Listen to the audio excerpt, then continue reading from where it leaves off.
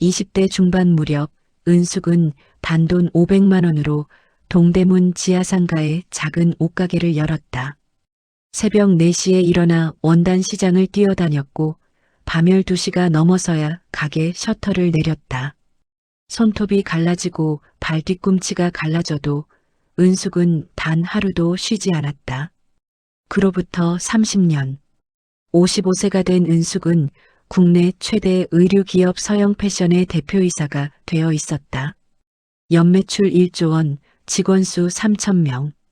패션업계에서 그녀의 이름을 모르는 사람은 없었다.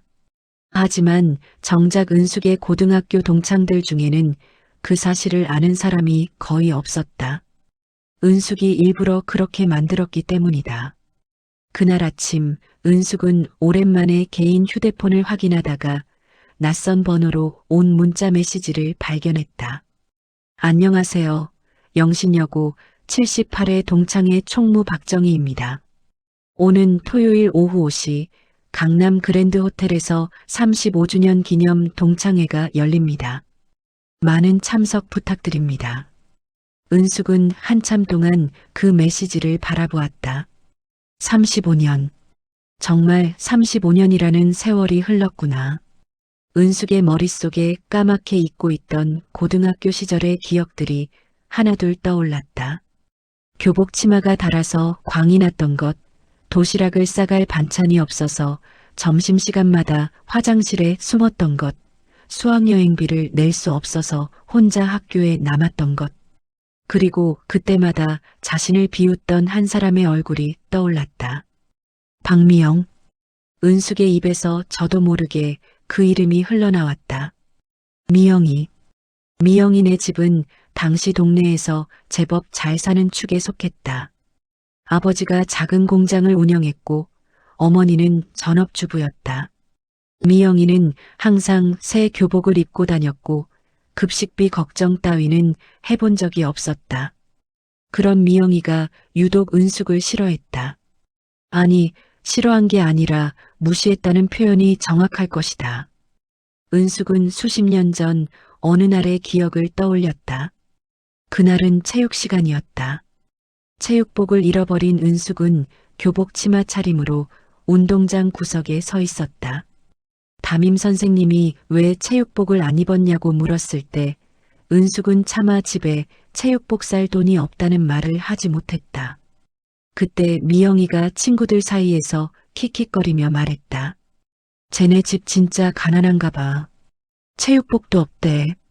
주변 아이들이 웃음을 터뜨렸다. 은숙은 얼굴이 화끈거렸지만 아무 말도 할 수 없었다. 사실이었으니까. 정말로 체육복 살 돈이 없었으니까. 또 다른 기억이 떠올랐다. 고등학교 3학년 가을, 대학 원서를 쓸 때였다. 은숙은 성적은 됐지만 등록금이 걱정되어 야간 대학에 원서를 넣으려 했다. 그 사실을 알게 된 미영이가 친구들에게 떠들고 다녔다. 은숙이 야간 대학 간대. 낮에는 공장에서 일해야 한다나 봐. 그 말투에는 경멸이 가득했다. 마치 은숙의 가난이 전염병이라도 되는 것처럼. 결국 은숙은 대학에 가지 못했다.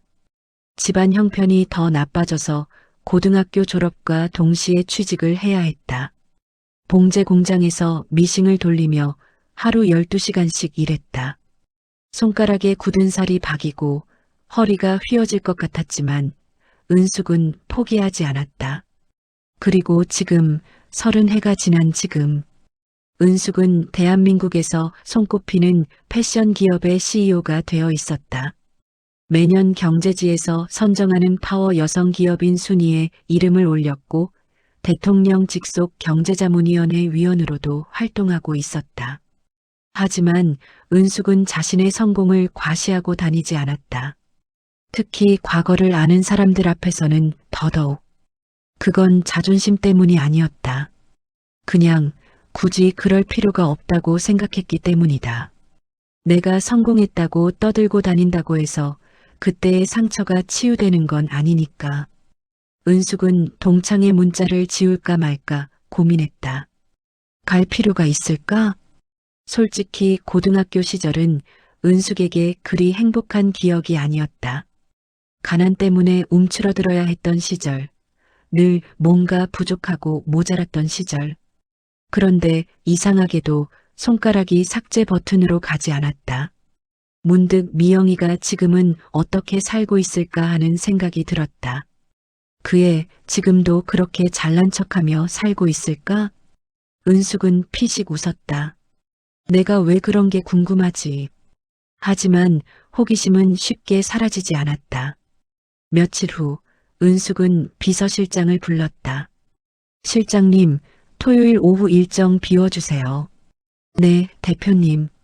무슨 일정이 있으신가요? 은숙은 잠시 망설이다가 대답했다. 동창회요. 비서실장이 살짝 놀란 표정을 지었다. 동창회요? 대표님께서 동창회를 가신다고요? 왜요? 이상해요? 아, 아니요. 그냥 제가 대표님 모신 지 15년 됐는데 동창회 가신다는 말씀은 처음 들어서요. 은숙은 씁쓸하게 웃었다. 나도 처음 가는 거예요. 비서실장이 조심스럽게 물었다. 그럼 의전 차량을 준비할까요? 아니요. 네. 그냥 제 개인 차로 갈 거예요. 그리고 이건 완전히 개인적인 일정이니까 회사 사람들한테는 비밀로 해주세요. 비서실장은 고개를 갸웃거렸지만 더 이상 묻지 않았다. 알겠습니다, 대표님. 토요일이 되었다. 은숙은 오랜만에 드레스룸 앞에서 고민에 빠졌다. 뭘 입고 가지? 드레스룸 한쪽에는 해외 명품 브랜드의 최신 컬렉션 옷들이 빼곡하게 걸려 있었다. 한 벌에 수천만 원을 호가하는 것들이었다. 은숙이 원하면 세계 어느 디자이너의 옷이든 가져올 수 있었다. 하지만 은숙은 그 옷들을 지나쳤다. 대신 드레스룸 구석에 있는 평범한 옷장을 열었다. 그래, 이게 낫겠다. 은숙이 꺼낸 건 서양 패션에서 만든 기성복이었다. 백화점에서 20만 원 정도에 팔리는 깔끔한 니트와 슬랙스. 비싸지도 않고 눈에 띄지도 않는 어디서나 볼 수 있는 평범한 옷차림이었다. 액세서리도 최소화했다. 수십억짜리 다이아몬드 목걸이 대신 작은 진주 귀걸이만 했다. 명품 백 대신 국산 브랜드의 심플한 숄더백을 들었다. 거울 앞에 선 은숙은 스스로를 바라보았다. 50대의 평범한 중년 여성. 누가 봐도 그냥 동네 아줌마처럼 보였다. 은숙은 만족스럽게 고개를 끄덕였다. 그래, 이 정도면 됐어. 은숙은 굳이 자신의 신분을 과시하고 싶지 않았다. 그냥 조용히 다녀오고 싶었다. 오래전 친구들이 어떻게 살고 있는지 구경하고 가볍게 인사나 나누고 오면 될 일이었다. 그리고 솔직히 자신이 대기업 CEO라는 걸 알면 사람들의 태도가 달라질 것이다. 그게 싫었다. 나는 그냥 은숙이로 가고 싶어. 오후 4시 반 은숙은 직접 운전해서 강남 그랜드 호텔에 도착했다. 발레 파킹을 맡기지 않고 일반 주차장에 차를 세웠다. 은숙이 타고 온 차는 4년 된 중형 세단이었다. 회사에서 타는 최고급 의전 차량과는 비교도 안 되는 평범한 차였지만 은숙의 개인 차였다. 호텔 로비로 들어서자 안내 데스크의 직원이 다가왔다. 어떻게 오셨습니까? 영신여고 동창회 왔는데요. 아, 네. 23층 루비올입니다. 감사합니다. 엘리베이터를 타고 올라가는 동안 은숙의 심장이 조금씩 빨리 뛰기 시작했다. 30년 만이다. 정말 30년 만에 동창들을 만나는 거다. 엘리베이터 문이 열렸다. 은숙은 천천히 루비올 입구로 걸어갔다. 입구에는 접수 테이블이 있었고 2명의 여성이 명찰을 나눠주고 있었다. 은숙이 다가가자 그중 한 명이 환하게 웃었다. 어머, 어서 오세요. 성함이 어떻게 되세요? 조은숙이요. 아, 조은숙 씨. 여기 있네요. 이름표 여기 있습니다. 은숙은 이름표를 받아들었다. 감사합니다. 홀 안으로 들어서자 웅성거리는 소리가 들려왔다. 벌써 많은 동창들이 와 있었다.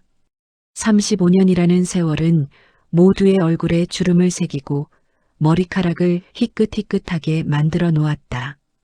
은숙은 천천히 홀 안을 둘러보았다. 낯익은 듯 낯선 얼굴들. 분명 같은 교실에서 3년을 함께 보낸 사람들인데 누가 누군지 잘 기억나지 않았다. 그때 한쪽 구석에서 유난히 큰 웃음소리가 들려왔다. 호호호, 그래서 내가 그랬지. 우리 남편이 그렇게 안 해줘서 내가 직접 샀다고. 은숙의 시선이 그쪽으로 향했다. 화려한 꽃무늬 원피스에 금색 액세서리를 주렁주렁 달고 있는 여자. 나이가 들어 얼굴은 많이 변했지만 그 목소리만큼은 30년 전과 똑같았다. 박미영. 은숙의 입술이 작게 움직였다. 저애 하나도 안 변했네. 미영이는 여전히 주변에 사람들을 모아놓고 자기 자랑을 늘어놓고 있었다. 손목에는 번쩍이는 금팔찌가, 손가락에는 커다란 다이아몬드 반지가 끼워져 있었다. 은숙은 피식 웃었다. 그래, 저 애는 저랬지. 항상 자기가 가진 것들을 자랑하고 다녔던 애. 자기보다 못 가진 사람들을 깔보던 애. 은숙은 조용히 반대편 구석으로 가서 자리를 잡았다. 아직 미영이와 마주치고 싶지 않았다. 아니, 사실은 어떤 반응이 나올지 지켜보고 싶었다. 미영이가 나를 알아볼까? 알아본다면 어떤 표정을 지을까? 은숙은 생수 한 병을 들고 조용히 그 자리에 앉아 있었다. 곧 동창회가 본격적으로 시작될 것이다. 그리고 30년 만의 재회가 어떤 결과를 가져올지 은숙 자신도 아직 알지 못했다. 동창회가 본격적으로 시작되었다. 총무를 맡은 정희가 앞에 나와서 인사를 했다. 여러분, 영신여고 78회 30주년 동창회에 오신 걸 환영합니다. 오늘 참석해 주신 분이 총 52명이에요. 바쁘신 와중에 이렇게 많이 와주셔서 정말 감사합니다. 박수 소리가 홀을 가득 채웠다. 이제 돌아가면서 간단하게 근황 소개하는 시간 가질게요. 앞자리부터 시작할까요? 한 명씩 일어나 자기소개를 시작했다. 저는 3반 이영자예요. 지금은 퇴직하고 손주 돌보면서 살아요. 저는 5반 김순이요. 남편이랑 작은 식당 하고 있어요. 평범한 이야기들이 이어졌다. 누구는 은퇴했고, 누구는 아직 일하고 있고, 누구는 손주가 셋이나 있다고 했다. 그때 미영이의 차례가 왔다. 미영이는 자리에서 일어나더니 천천히 주변을 둘러보았다. 마치 무대 위에 선 배우처럼. 저는 3반 박미영이에요. 미영이의 목소리가 홀 전체에 울려 퍼졌다. 우리 남편이 건설회사 임원이에요. 덕분에 저는 집에서 편하게 살고 있죠. 미영이는 손을 들어 올렸다. 손목에 금팔찌가 조명 아래서 번쩍였다. 얼마 전에 남편이 제 생일 선물로 이거 사줬어요. 이태리에서 직접 공수한 거래요. 주변에서 감탄사가 흘러나왔다. 우와, 비싸 보인다. 역시 미영이는 잘 사네. 미영이는 만족스러운 표정을 지었다. 이 정도는 우리한테 별거 아니에요. 우리 남편이 워낙 잘 벌어서. 은숙은 구석에서 조용히 그 모습을 지켜보고 있었다. 35년이 지났는데 정말 하나도 안 변했네. 여전히 자기 자랑에 여념이 없는 미영이. 다른 사람들의 자기소개가 계속되었고 마침내 은숙의 차례가 왔다. 은숙은 조용히 자리에 영서 일어났다. 저는 3반 조은숙이에요. 그냥 작은 회사에서 일하고 있어요. 담담한 목소리였다. 주변에서 특별한 반응은 없었다. 은숙의 이름을 기억하는 사람도 얼굴을 기억하는 사람도 별로 없는 것 같았다. 하지만 미영이의 눈이 번뜩였다. 조은숙? 미영이가 은숙을 뚫어지게 쳐다보았다. 어머, 너 조은숙이야? 진짜? 은숙은 담담하게 고개를 끄덕였다. 응, 나야. 미영이의 얼굴에 알 수 없는 미소가 번졌다. 세상에, 내가 못 알아볼 뻔했네. 너 많이 안 변했다. 그치? 은숙은 대답하지 않았다. 자기소개 시간이 끝나고 식사 시간이 되었다. 사람들이 삼삼오오 모여 이야기를 나누기 시작했다. 은숙은 구석 테이블에 앉아 조용히 식사를 하고 있었다. 그런데 갑자기 누군가 맞은편에 앉았다. 미영이었다. 은숙아, 우리 옛날에 같은 반이었잖아. 기억나지? 미영이의 목소리에는 묘한 우월감이 묻어 있었다. 은숙은 포크를 내려놓았다. 응, 기억나. 그치? 우리 3년 내내 같은 반이었잖아. 미영이는 은숙의 옷차림을 위아래로 훑어보았다. 평범한 니트에 슬랙스, 특별한 액세서리도 없고 명품백도 없는 미영이의 입꼬리가 살짝 올라갔다. 그래, 너 지금 뭐하고 산다고 했지? 작은 회사에서 일한다고? 응, 무슨 회사인데? 은숙은 잠시 생각하다가 대답했다. 옷 만드는 회사야. 미영이가 고개를 갸웃거렸다. 옷 만드는 회사? 뭐, 봉제 공장 같은데? 뭐, 비슷한 거지. 은숙은 일부러 모호하게 대답했다. 미영이의 눈빛이 변했다. 35년 전과 똑같은 사람을 깔보는 그 눈빛. 아, 그렇구나. 너 고등학교 졸업하고 바로 취직했었지? 그때 뭐였더라? 봉제 공장이었나? 은숙의 눈이 살짝 가늘어졌다. 기억하네. 그럼 기억하지. 너 대학 못 갔잖아. 집안 형편이 어려워서. 미영이의 말투에는 동정인 척하는 경멸이 섞여 있었다. 그래도 열심히 살았네. 아직도 그쪽 일하고 있구나. 은숙은 아무 말 없이 미영이를 바라보았다. 35년이 지났는데 정말 하나도 안 변했다. 여전히 사람을 깔보고 자신이 우월하다고 믿으며 그것을 티내는데 거리낌이 없는 사람. 미영이는 자기 손목의 금팔찌를 만지작거리며 말을 이었다. 나는 운이 좋았어. 좋은 남편 만나서 평생 돈 걱정 없이 살았거든. 그렇구나. 우리 남편이 건설회사 임원이야. 연봉이 얼마인 줄 알아?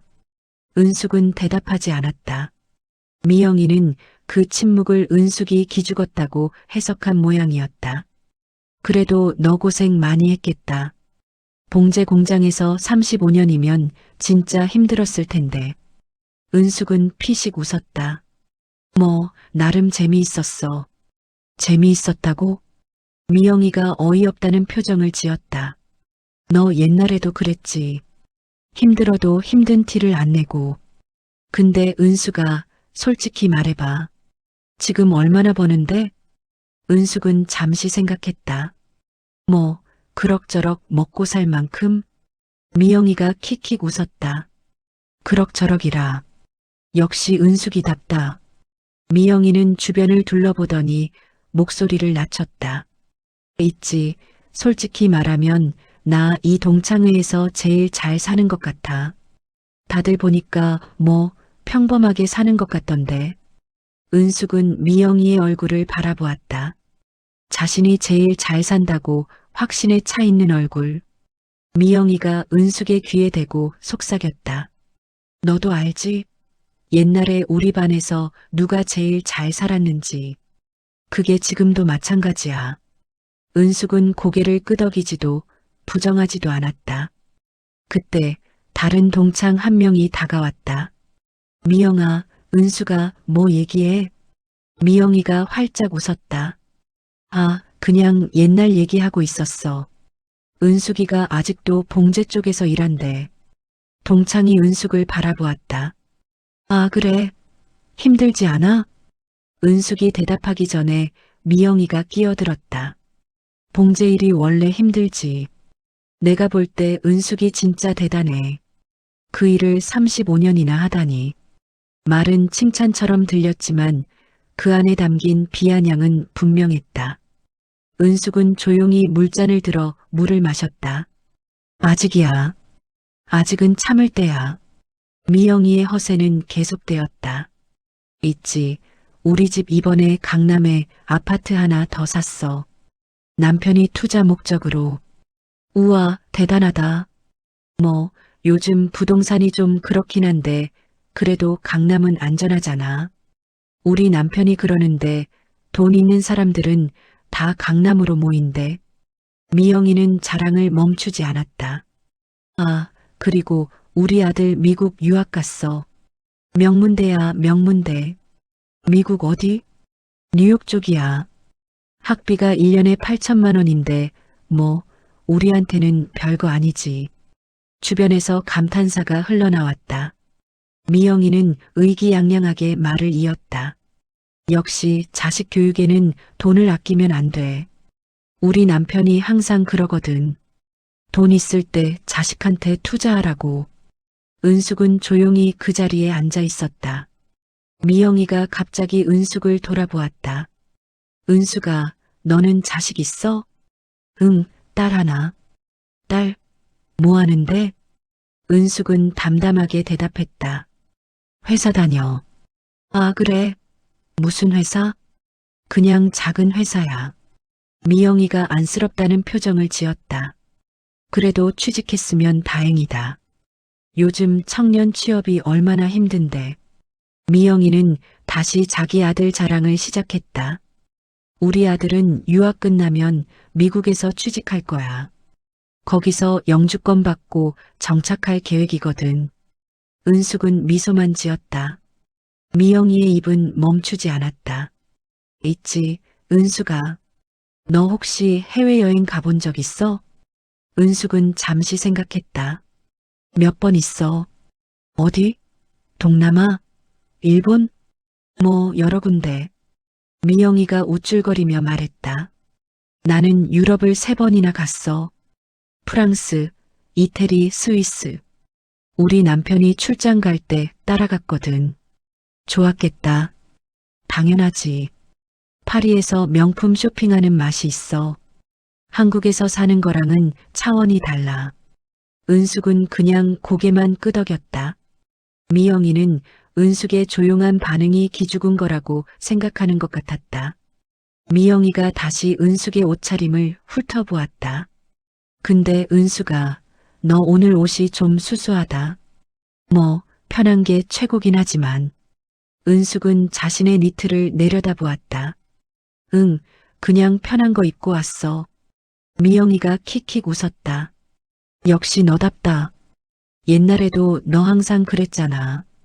뭘 입어도 수수하게. 그 말 속에 담긴 비아냥을 은숙은 분명히 느꼈다. 미영이는 자신의 꽃무늬 원피스를 펄럭이며 말했다. 이거 백화점에서 800만 원 주고 샀어. 비싸긴 한데 뭐 좋은 옷은 확실히 달라. 은숙은 그 원피스를 바라보았다. 단번에 알 수 있었다. 저건 우리 회사 제품도 아니고 솔직히 질도 별로야. 800만 원이라고? 저 정도면 백화점에서 30만 원짜리인데.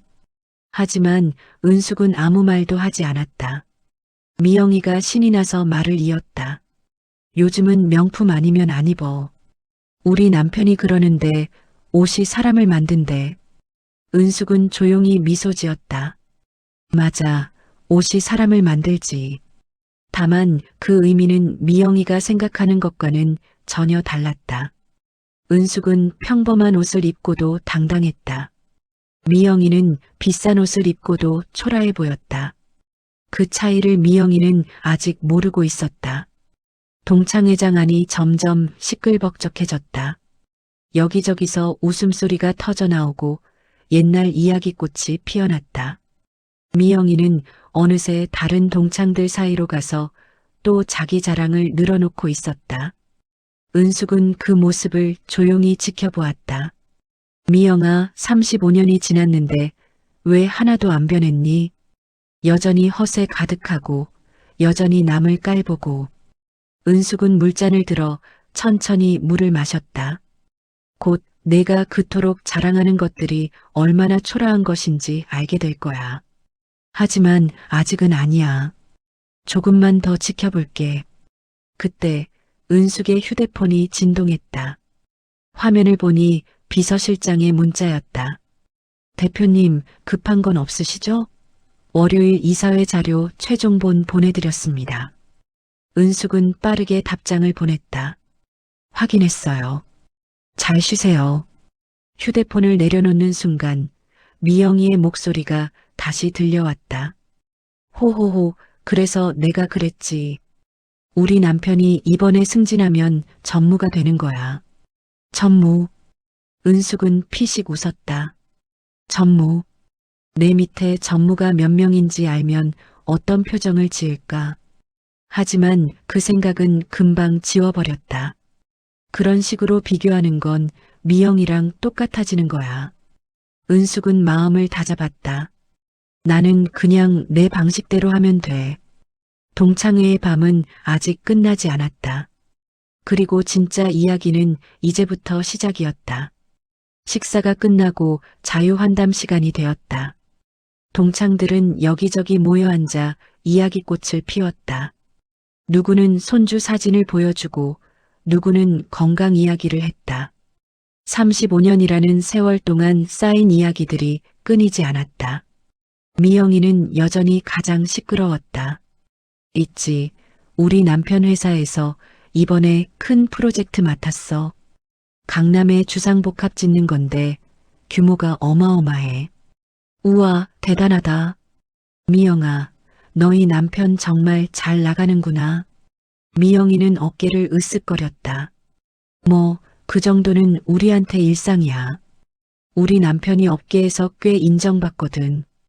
은숙은 멀리 떨어진 자리에서 그 대화를 듣고 있었다. 그때 한 동창이 은숙에게 다가왔다. 은숙아, 너 혼자 있으면 어떡해? 이리 와서 같이 이야기하자. 은숙은 미소를 지으며 일어섰다. 응, 그래. 은숙이 무리에 합류하자 미영이의 눈빛이 번쩍였다. 어머, 은숙이 왔네. 와, 앉아.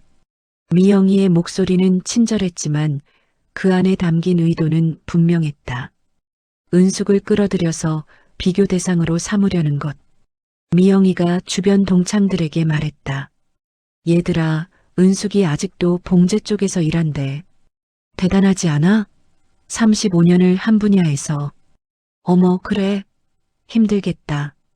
봉제 일이 손 많이 가잖아. 건강은 괜찮아? 동창들이 은숙을 걱정스러운 눈으로 바라보았다. 은숙은 담담하게 대답했다. 괜찮아. 이제 손으로 직접 하는 일은 별로 없어. 미영이가 끼어들었다. 그래도 공장 일이 어디 쉬워. 나는 그런 거 상상도 못하겠어. 미영이는 자신의 매니큐어 바른 손톱을 바라보며 말했다.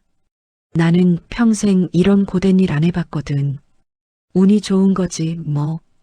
그 말투에는 노골적인 우월감이 묻어 있었다. 은숙은 그냥 미소만 지었다. 미영이가 갑자기 생각났다는 듯이 말했다. 아, 맞다. 은숙아, 너 고등학교 때 수학여행 못 갔었지? 은숙의 표정이 살짝 굳었다. 주변 동창들이 조용해졌다. 미영이는 아랑곳하지 않고 계속했다. 그때 진짜 안 됐더라. 다들 제주도 가서 재밌었는데 너만 학교에 남아서. 미영이의 눈가에 잔인한 미소가 스쳤다. 그때 내가 울던 거 기억나? 화장실에서 몰래 울더라고. 은숙의 손이 무릎 위에서 살짝 떨렸다. 35년 전의 기억이 선명하게 떠올랐다. 수학여행비 10만 원이 없어서 못 갔던 그날. 혼자 텅 빈 교실에 앉아있던 그 시간. 화장실에서 소리 죽여 울었던 그 순간. 그리고 그때 화장실 문 앞에서 킥킥거리던 미영이의 웃음소리. 미영이가 주변 동창들에게 말했다. 그때 은숙이네 집이 진짜 어려웠거든. 도시락도 못 사오고 교복도 낡아서 반질반질했어. 미영아, 그만해. 한 동창이 조용히 말했다. 하지만 미영이는 멈추지 않았다. 아니, 나는 안 좋은 뜻으로 하는 말이 아니야. 그냥 그때 기억이 나서 은숙이가 고생을 많이 했다는 거지. 미영이는 은숙을 바라보며 동정하는 척 말했다. 근데 은수가 솔직히 말해봐. 지금도 어렵지? 봉제일이 돈이 되는 게 아니잖아. 은숙은 잠시 침묵했다. 뭐 먹고 살만해. 미영이가 고개를 저었다. 에이, 그 말은 어렵다는 거잖아. 괜찮아. 창피할 거 없어. 다 같은 동창인데 뭘. 미영이는 주변을 둘러보며 말했다. 얘들아, 우리 은숙이 도와줘야 하는 거 아니야? 옛날에 힘들었던 애가 지금도 힘들게 사는데. 주변 동창들이 어색한 표정을 지었다. 은숙의 얼굴에 미소가 사라졌다. 미영아. 응? 그만해. 은숙의 목소리는 차가웠다. 미영이가 눈을 동그랗게 떴다. 왜? 내가 뭐 잘못된 말 했어? 나는 걱정해서 하는 말인데. 걱정? 응. 솔직히 넌 평생 고생만 하고 살았잖아. 나는 그게 안 됐어서 그래. 미영이의 말투에는 진심이 아닌 연민이 가득했다. 아니, 연민이 아니었다. 그건 우월감이었다. 자신보다 못한 사람을 보며 느끼는 만족감. 은숙은 미영이를 바라보았다. 미영아, 너 아직도 그러고 사니? 뭐? 남들 깔보고 자기가 잘났다고 생각하고. 미영이의 얼굴이 굳어졌다. 뭐야, 갑자기 왜 그래? 내가 언제 깔봤어? 지금. 은숙의 목소리는 단호했다. 너 지금 나 깔보고 있잖아. 35년 전이랑 똑같이. 미영이의 얼굴이 붉어졌다. 야, 조은숙. 내가 뭘 어쨌다고 그래. 나는 옛날 얘기 좀 했을 뿐이야. 옛날 얘기? 은숙이 피식 웃었다. 내가 한 건 옛날 얘기가 아니라 굴욕이야. 35년 전에도 그랬고 지금도 그러고 있어. 주변이 조용해졌다. 모든 시선이 은숙과 미영이에게 집중되었다. 미영이가 목소리를 높였다. 야, 뭐야? 네가 지금 나한테 따지는 거야? 내가 뭘 잘못했는데? 내가 뭘 잘못했는지 몰라. 응, 몰라. 미영이가 벌떡 일어났다. 야, 조은숙. 너 고등학교 때부터 원래 그랬어. 말도 없고 어둡고. 솔직히 애들이 너랑 안 어울리려고 했던 거 알지? 알아. 그게 왜 내 잘못이야? 내가 가난해서 주눅 들어있던 게 내 탓이야? 미영이의 목소리가 점점 커졌다. 나는 원래 내 얘기하는 거 좋아하고 내가 가진 거 자랑하는 거 좋아해. 그게 뭐 어때서? 자랑할 게 있으니까 자랑하는 거지. 그래, 자랑해. 은숙이 조용히 말했다. 근데 왜 남 깎아내리면서 자랑해? 미영이가 말문이 막혔다. 은숙이 자리에서 일어났다. 미영아, 너는 자랑할 게 있어서 자랑하는 게 아니야. 불안해서 자랑하는 거야. 뭐? 내가 진짜 대단한 사람이었으면 굳이 남들 앞에서 떠들고 다닐 필요가 없어. 근데 너는 계속 떠들어. 왜? 누군가가 인정해줘야 내가 대단하다고 느껴지니까. 미영이의 얼굴이 창백해졌다. 은숙이 한 발짝 다가갔다. 너 35년 동안 뭐 했어? 뭐? 너 남편이 뭘 했는지는 100번도 넘게 들었어. 남편 회사, 남편 연봉, 남편 직책. 근데 너는? 너 본인은 뭐 했어? 미영이의 입술이 파르르 떨렸다. 나는 집안 살림하고 애 키우고. 그래서가 뭐야? 그게 쉬운 일인 줄 알아? 어려운 일이지. 근데 그건 자랑거리가 아니야. 누구나 다 하는 일이야. 은숙의 목소리는 차분했지만 날카로웠다. 너는 35년 동안 남편 뒤에 숨어서 남편 것을 내 것인 양 자랑하고 다녔어. 그게 내 인생이야. 미영이의 눈에 눈물이 고였다. 야, 조은숙, 네가 뭔데 내 인생을 평가해? 나도 평가받았으니까. 은숙이 담담하게 말했다. 35년 전에 너한테. 그리고 오늘 또. 미영이가 주먹을 불끈 쥐었다. 야, 너 지금 나한테 복수하는 거야? 고등학교 때 내가 좀 놀렸다고? 놀린 게 아니야. 괴롭힌 거지. 은숙의 눈빛이 서늘해졌다. 체육복 없어서 운동장 구석에 서 있을 때 비웃었던 거, 수학여행 못 간다고 애들한테 떠들고 다녔던 거, 도시락 없어서 화장실에 숨어 있는 거, 알면서 문 앞에서 킥킥거렸던 거. 미영이의 얼굴이 하얗게 질렸다. 은숙이 차갑게 말했다. 나는 하나도 안 잊었어. 홀 전체가 쥐 죽은 듯 조용해졌다. 모든 동창들이 숨을 죽이고 두 사람을 바라보고 있었다. 미영이가 갑자기 비명처럼 외쳤다. 그래서 뭐? 그래서 어쩌라고? 네가 지금 나한테 복수하는 거야? 네가 뭔데? 네가 뭔데? 은숙이 그 말을 천천히 따라했다. 그래, 내가 뭔지 알려줄까? 미영이가 콧방귀를 뀌었다. 뭔데? 봉제 공장 사장이라도 된 거야? 은숙은 대답하지 않았다. 대신 조용히 미소 지었다. 그 미소에 미영이는 알 수 없는 불안감을 느꼈다. 미영아, 뭐? 너 혹시 서영 패션이라고 알아? 미영이의 얼굴이 굳어졌다. 서영 패션? 그 큰 회사?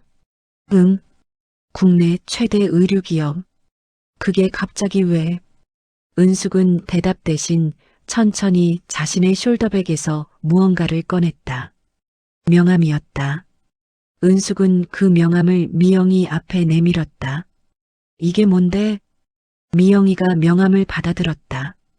그리고 그 순간 미영이의 얼굴에서 모든 혈기가 빠져나갔다. 명함에는 이렇게 적혀 있었다. 서영 패션 주식회사 대표이사 조은숙.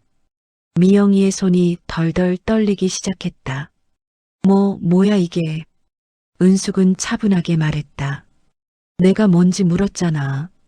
이게 나야. 명함을 든 미영이의 손에서 힘이 풀렸다. 명함이 바닥으로 떨어졌다. 주변 동창들이 웅성거리기 시작했다. 서영 패션? 그 서영 패션? 은숙이 거기 대표야? 세상에.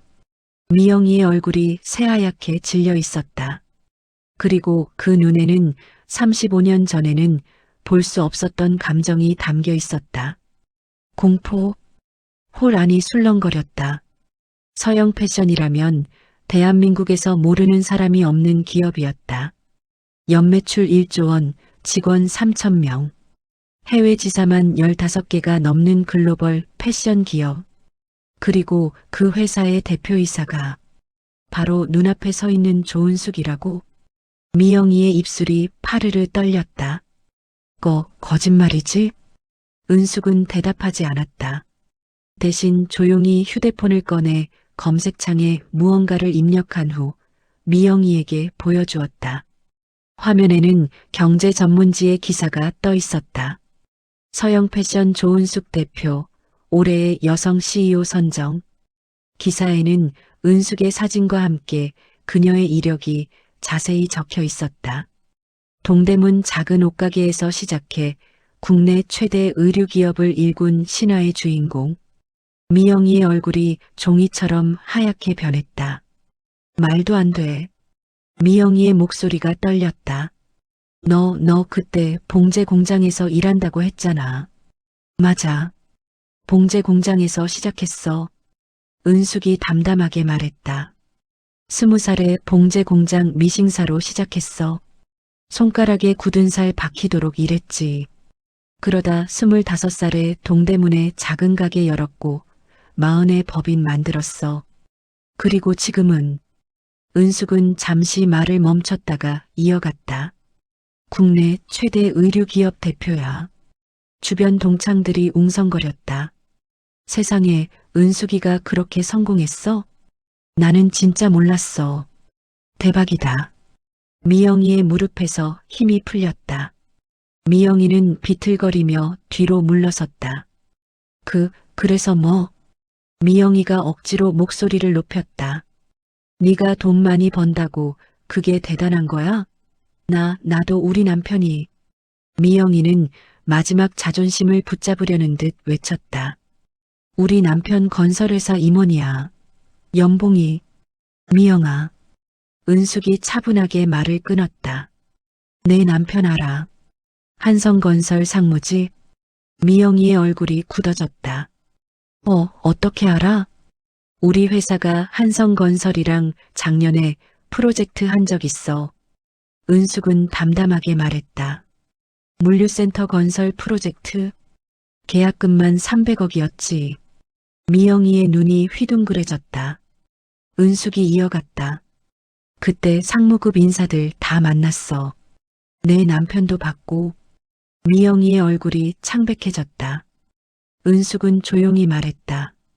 내 남편 연봉 아마 1억 조금 넘지. 상무급이면 그 정도야. 미영이의 입이 벌어졌다. 은숙은 계속했다. 우리 회사 신입사원 초봉이 4천만 원이야. 그리고 나는 작년에 세금만 100억 넘게 냈어. 홀안이 조용해졌다. 모든 시선이 은숙에게 집중되어 있었다. 은숙은 미영이를 바라보며 말했다. 미영아, 너 아까 강남에 아파트 샀다고 자랑했지? 미영이가 대답하지 못했다. 나는 강남에 빌딩 있어. 30층짜리. 미영이의 다리가 후들거렸다. 그리고 너 아들 미국 유학 간다고 했지? 학비 1년에 8천만 원이라고. 미영이의 눈에 눈물이 고이기 시작했다. 우리 딸은 서울대 경영학과 수석 졸업하고 지금 우리 회사 상무야. 내년에 전무 승진 예정이고. 은숙은 한 발짝 다가갔다. 미영아, 너 35년 전에 나한테 뭐라고 했는지 기억나? 미영이가 고개를 저었다. 기억 안 나? 은숙의 눈빛이 서늘해졌다. 너 내 도시락 까보고 반찬이 김치밖에 없다고 비웃었어. 애들한테 막 떠들고 다녔지. 은숙이네 집 거지라고. 미영이의 얼굴이 일그러졌다. 그때 내가 얼마나 창피했는지 알아? 일주일 동안 밥을 못 먹었어. 학교 가기가 싫어서 매일 아침 토했어. 은숙의 목소리가 떨렸다. 근데 너는 그걸 재밌어 했어. 내가 움츠러들수록 더 신나게 떠들고 다녔지. 미영이의 눈에서 눈물이 흘러내렸다. 은숙아, 나는 그때. 은숙이 말을 끊었다. 됐어. 사과 안 받으려고 하는 거야. 미영이가 고개를 들었다. 은숙은 담담하게 말했다. 나는 복수하려고 이 자리에 온 게 아니야. 그냥 궁금했어.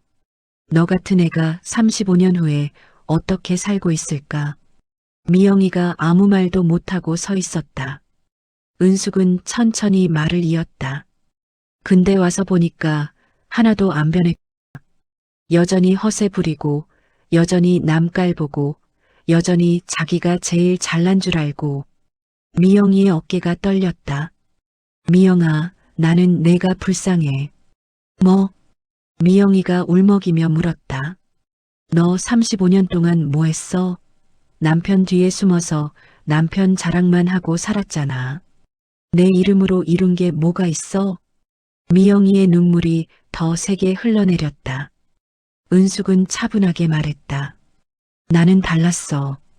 가난하고 배경 없고 아무것도 없었지만 포기 안 했어. 이 악물고 일했어. 손톱 빠지고 허리 휘어도 안 쉬었어. 은숙의 눈빛이 단단해졌다. 그래서 여기까지 온 거야. 내 힘으로. 홀안이 조용했다. 모든 동창들이 숨을 죽이고 있었다. 은숙은 미영이에게 마지막으로 말했다. 미영아, 나는 너한테 복수 안 해. 그럴 가치도 없어. 미영이의 얼굴이 일그러졌다. 대신 하나만 말해줄게. 은숙은 담담하게 말했다. 진짜 대단한 사람은 자기 입으로 자랑 안 해. 자랑할 필요가 없으니까. 다른 사람들이 알아서 알아봐 주거든. 미영이가 주저앉았다. 바닥에 털썩 주저앉은 미영이의 어깨가 들썩였다. 흑흑 흑. 미영이가 손으로 얼굴을 가리고 울기 시작했다. 은숙은 그 모습을 잠시 바라보다가 조용히 돌아섰다. 나 먼저 갈게. 은숙이 동창들에게 인사했다. 오늘 반가웠어, 얘들아. 은수가 잠깐만. 한 동창이 다급하게 말했다. 우리 연락처 교환하자. 너 진짜 대단하다. 은숙은 미소 지었다. 괜찮아. 나 아직도 바빠서 연락 잘 못해. 은숙은 가방을 챙겨 들었다. 건강하게들 살아. 다들. 은숙이 홀을 나서려는 순간 뒤에서 목소리가 들려왔다. 은숙아. 미영이의 목소리였다. 은숙이 멈춰섰다. 미영이가 눈물 젖은 얼굴로 말했다. 미안해. 은숙은 천천히 뒤를 돌아보았다. 미영이가 바닥에 주저앉은 채 말했다. 그때 고등학교 때 내가 너무 나쁘게 굴었어. 정말 미안해. 은숙은 잠시 미영이를 바라보았다. 35년이 걸렸네. 그 한마디만 남기고 은숙은 홀을 나섰다. 엘리베이터를 타고 내려오는 동안 은숙의 입가에 미소가 떠올랐다. 후련하다.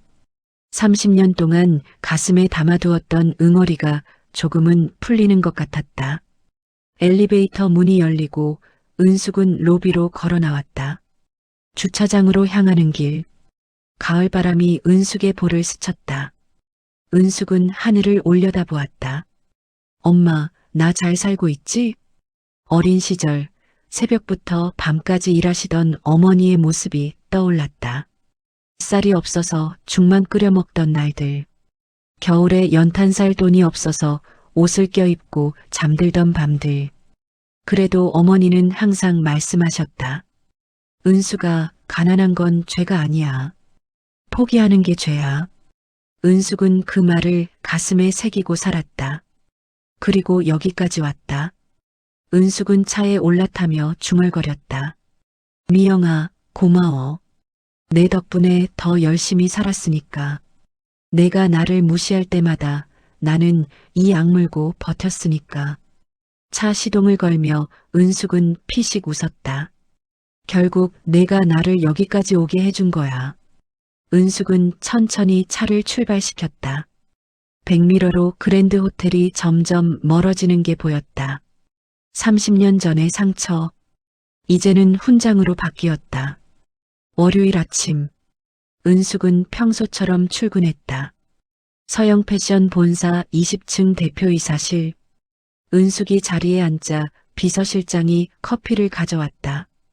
대표님, 주말 잘 보내셨어요? 네, 잘 보냈어요. 동창회는 어떠셨어요? 은숙은 커피를 한 모금 마시며 미소 지었다. 나름 의미 있었어요. 비서실장이 고개를 갸웃거렸지만 더 묻지 않았다. 오늘 일정 말씀드릴게요. 오전 10시에 이사회, 오후 2시에 신제품 런칭 미팅, 저녁에는 무역협회 행사가 있습니다. 알겠어요. 은숙은 창밖을 바라보았다. 서울의 스카이라인이 한눈에 들어왔다. 30년 전 동대문 지하상가 작은 가게에서 시작했을 때는 상상도 못했던 풍경이었다. 은숙은 조용히 중얼거렸다. 아직 할 일이 많아. 이제 과거는 과거일 뿐이었다. 중요한 건 오늘이고 내일이었다. 은숙은 의자에서 일어났다. 실장님, 이사회 들어가기 전에 생산본부장 잠깐 불러주세요. 확인할 게 있어요. 네, 대표님. 은숙은 창밖을 등지고 책상으로 향했다. 그녀의 발걸음에는 30년 세월의 무게와 함께 흔들림 없는 자신감이 담겨 있었다. 35년 만에 동창회. 그것은 과거를 정리하는 시간이었다. 그리고 이제 조은숙의 새로운 35년이 시작되고 있었다. 동창회가 끝난 그 밤, 영신여고 78회 동창회 단체 채팅방이 폭발했다. 야, 오늘 무슨 일이야? 조은숙이 서영 패션 대표라고? 나 진짜 깜짝 놀랐어. 그 서영 패션 맞잖아. 헐, 연매출 1조 원짜리 회사. 메시지가 쉴 새 없이 올라왔다. 근데 걔 고등학교 때 진짜 조용했잖아. 아무도 몰랐네. 은숙이 대단하다. 진짜. 그때 누군가 말을 꺼냈다.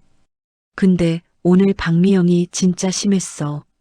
그 한마디에 채팅방 분위기가 싸해졌다. 맞아. 나도 옆에서 듣는데 불편했어. 은숙이한테 봉제 공장 어쩌고 하면서 무시하더라.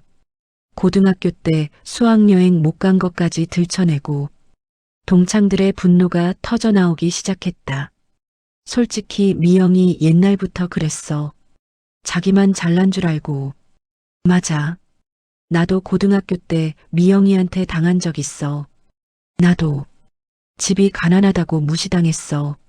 숨어있던 피해자들이 하나둘 목소리를 내기 시작했다. 미영이 진짜 변한 게 없네. 30년이 지났는데. 아니, 더 심해진 거 아니야? 오늘 남편 자랑, 아파트 자랑, 아들 유학 자랑. 듣다가 귀 아팠어. 채팅방이 점점 뜨거워졌다. 근데 결국 은숙이가 제일 성공한 거잖아. 그러니까. 미영이 남편 연봉이 얼마래? 1억? 은숙이는 세금만 100억 냈대. 키읔 비교 불가. 동창들 사이에서 웃음이 터졌다. 미영이 얼굴 봤어? 새하얘져서 주저앉더라. 당연하지.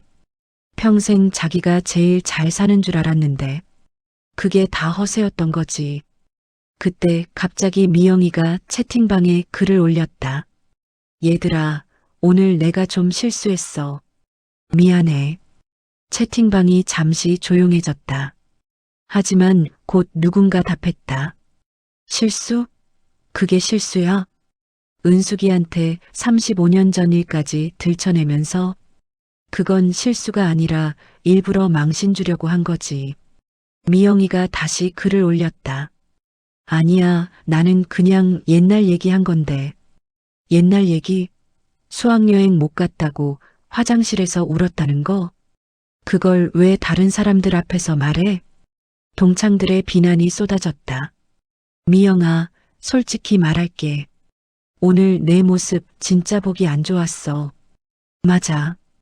은숙이 앞에서 허세 부리다가 개망신당한 거잖아. 근데 그것도 내가 자초한 거야. 미영이가 발끈했다.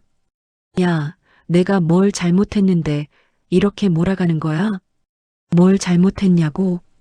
한 동창이 길게 글을 올렸다. 미영아, 너 오늘 은숙이한테 봉제 공장 다닌다고 무시했잖아. 가난하게 살았다고 동정하는 척하면서 깔봤잖아.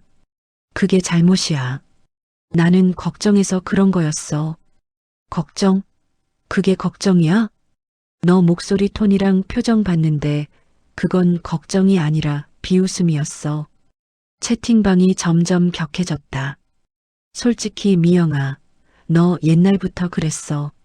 자기보다 못 가진 사람 깔보고 자기가 가진 거 자랑하고 35년이 지났는데 하나도 안 변했더라. 미영이가 다시 글을 올렸다. 야, 너희들 왜 이래? 나한테 왜 이러는 거야? 왜 이러냐고? 오늘 내가 은숙이한테 한 짓 때문이야. 은숙이가 아무 말 없이 조용히 있었는데 내가 계속 건드렸잖아. 결국 은숙이가 폭발한 거고 동창들의 분노가 멈추지 않았다. 미영아, 솔직히 나 오늘 너 보면서 창피했어. 같은 동창으로서 부끄러웠다고. 미영이가 울먹이는 투로 글을 올렸다. 나는 정말 그런 뜻이 아니었는데. 하지만 아무도 위로해주지 않았다. 채팅방은 차갑게 식어갔다. 며칠 후 동창의 총무 정희가 단체 채팅방에 공지를 올렸다. 안녕하세요. 총무 박정희입니다.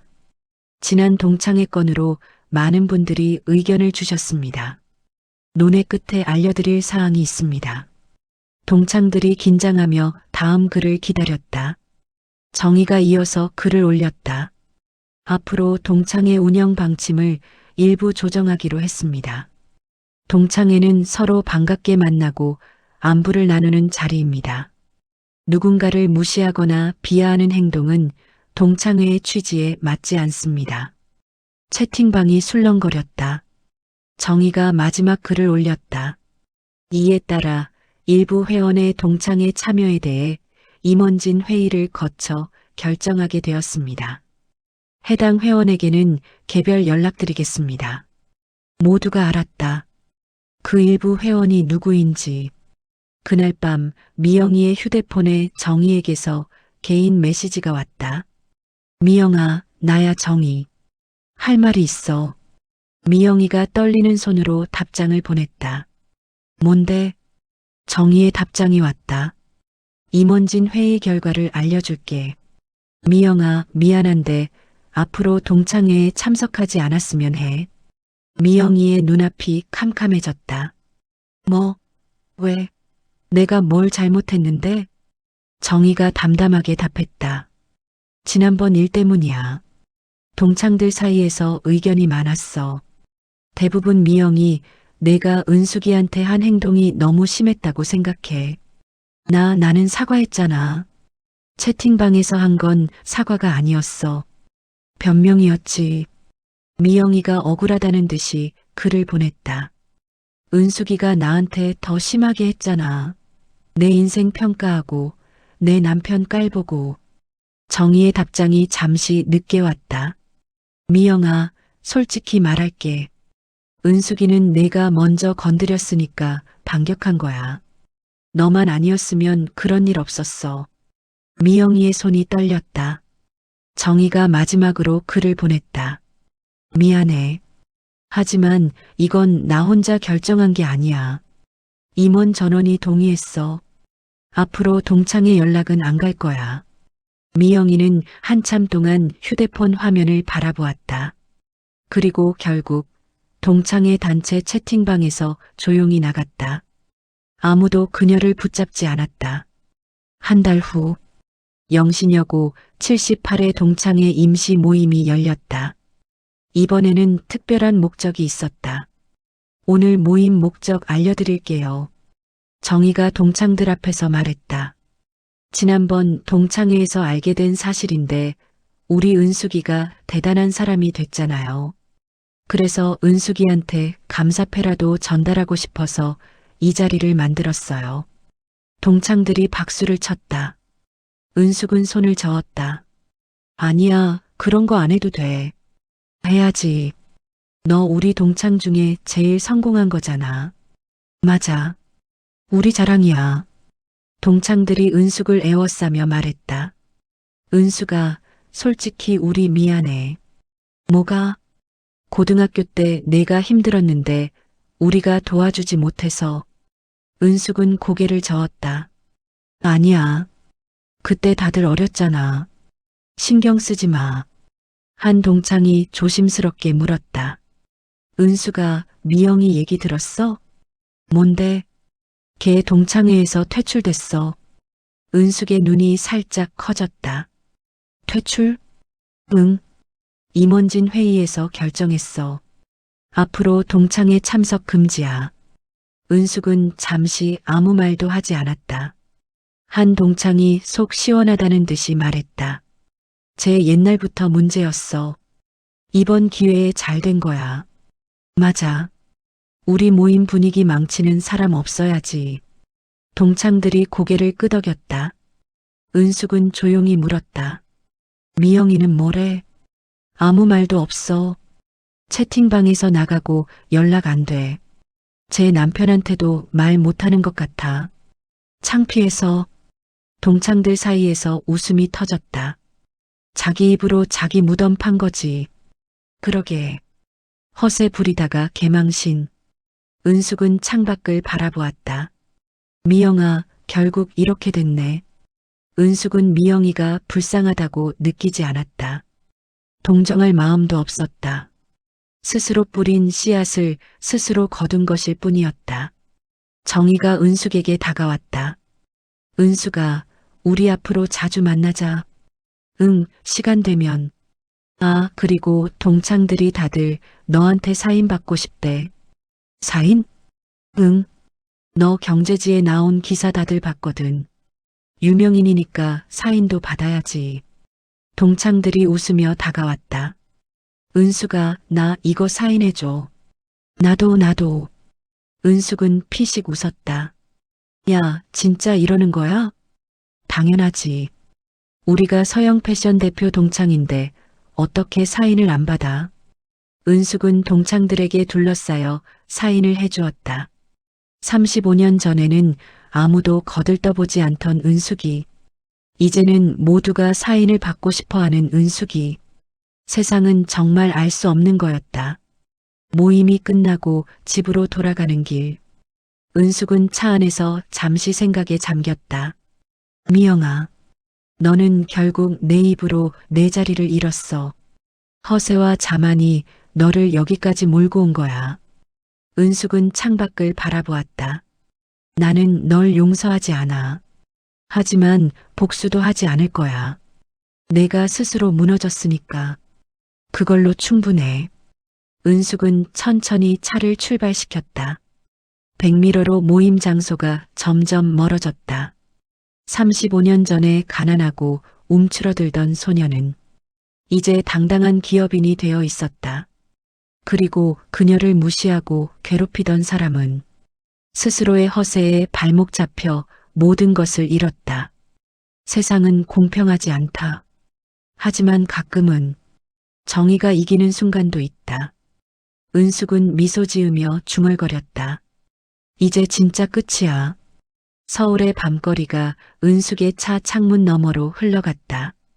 새로운 내일을 향해 은숙은 다시 달리기 시작했다. 구독과 좋아요, 알림 설정은 영상 제작에 큰 힘이 됩니다. 더 재밌는 이야기로 찾아뵙겠습니다. 감사합니다.